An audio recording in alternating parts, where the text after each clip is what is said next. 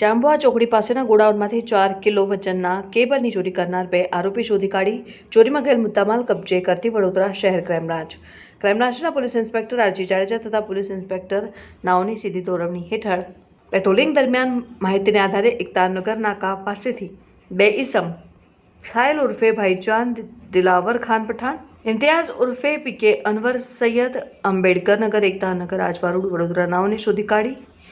આ બંને ઈસમોની સઘન પૂછપરછમાં બંને ઈસમો જાંબુઆ ચોકડી નેશનલ હાઈવે પાસે આવેલ ગોડાઉનમાં મજૂરી કામ કરતા હોય આ બંને ઈસમોને તેઓના આર્થિક ફાયદા માટે આશરે 1 મહિના પહેલા 15 દિવસ દરમિયાન 3 વખત પ્લાસ્ટિકના કવરવાળા એલ્યુમિનિયમ 400 કિલો વજનના કેબલો ચોરી કરેલાની અને ચોરી કરેલ કેબલ સ્ક્રેપમાં વેચાણ કરેલાનું જણાવતા, જેથી આ ચોરીના કેબલ લેનાર સ્ક્રેપની દુકાન ધરાવતા સંચાલકની તપાસ કરીને કેબલોને સ્ક્રેપના વેપારીએ આ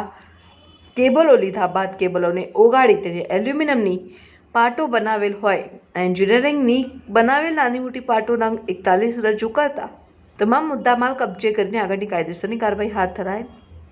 પકડાયેલ આરોપીમાં સાહેલ ઉર્ફે ભાઈજાન દિલાવર ખાન પઠાન,